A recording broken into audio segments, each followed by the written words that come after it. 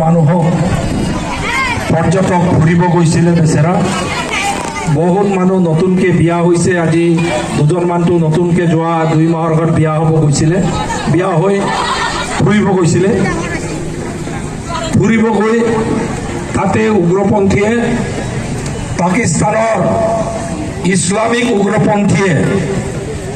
আহি মেলি বাছি মাৰিছে প্ৰথমতে হুদে বোলে আপুনি হিন্দু হয় না মুছলিম হয় বুলি ক'লে এৰি দিয়ে হিন্দু হয় বুলি ক'লে মাৰি পেলায় নিখংভাৱে আমাৰ হিন্দু মানুহক 28 জনতকৈ অধিক হিন্দু মানুহক সিদিনা আজি 4 দিনৰ আগত কাশ্মীৰত মাৰিছে পাকিস্তানৰ পৰা অহা উগ্ৰপন্থী ইছলামিক উগ্ৰপন্থী এইটোৱে গোটেই ভাৰতবৰ্ষৰ গোটেই আত্মাক আঘাত আনিছে তাৰ কাৰণে প্ৰধানমন্ত্ৰী ডাঙৰীয়াই ঘোষণা কৰিছে এই পাকিস্তানৰ পৰা অহা উগ্ৰপন্থীসকলক আৰু পাকিস্তানত এই ইছলামিক উগ্ৰপন্থীসকলক যিসকলে ট্ৰেইনিং দি আছে আৰু হিন্দু মানুহক বাছি মাৰাৰ কাৰণে যিসকলে ট্ৰেইনিং দি আছে সেই উগ্ৰপন্থীসকলক পৃথিৱীৰ য'তেই নহওক নালাগে খেদি বাছি মাৰিম বুলি প্ৰধানমন্ত্ৰীয়ে কৈছে আমিও দাবী জনাইছো একটাও বাছি যাব নালাগে বাছি মাৰিব লাগে পৃথিৱীৰ য'তে হওক আৰু আমি আহ্বান জনাইছো প্ৰধানমন্ত্ৰী ডাঙৰীয়াক আহ্বান জনাইছো মুখ্যমন্ত্ৰী ডক্টৰ হিমন্ত বিশ্ব শৰ্মাক আহ্বান জনাইছো বাংলাদেশো আমাৰ ইয়াত ওচৰত আছে বাংলাদেশতো ইছলামিক উগ্ৰপন্থী এটা লাহে ওলাইছে ইহঁতে অসমত থকা বাংলাদেশী উগ্ৰপন্থীক সমৰ্থন কৰা মানুহৰ ঘৰত থাকি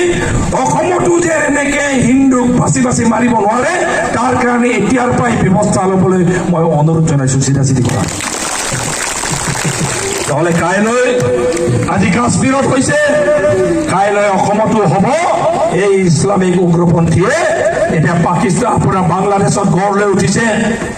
যিটো নতুন চৰকাৰ হৈছে এই নতুন চৰকাৰে অসম আৰু উত্তৰ পূৰ্বাঞ্চলক ভাৰতবৰ্ষৰ পৰা পৃথক কৰাৰ কথা কৈ আছে এই উগ্ৰপন্থীসকলে কাইলৈ অসমৰ ভিতৰত পাকিস্তানী সমৰ্থক বাংলাদেশী সমৰ্থকসকলৰ ঘৰত থাকি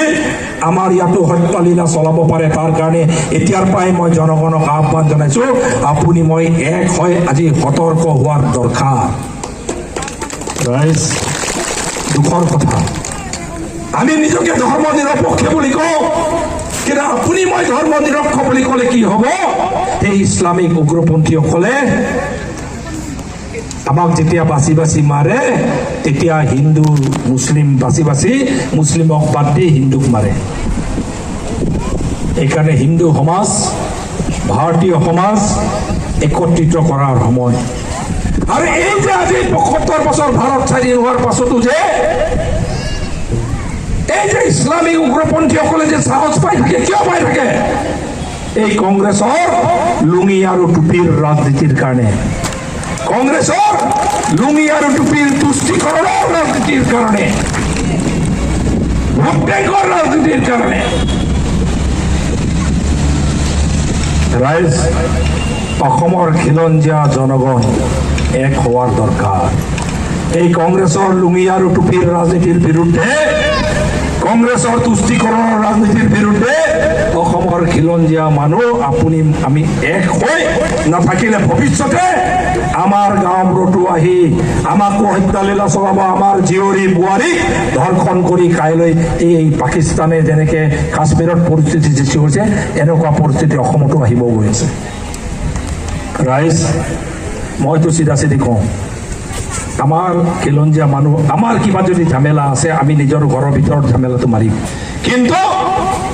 আমি এই ইছলামিক উগ্ৰপন্থীৰ বিৰুদ্ধে এক হ'ব লাগিব চিধা কথা আৰু মই ডেভেলপমেণ্ট চৰকাৰ আছে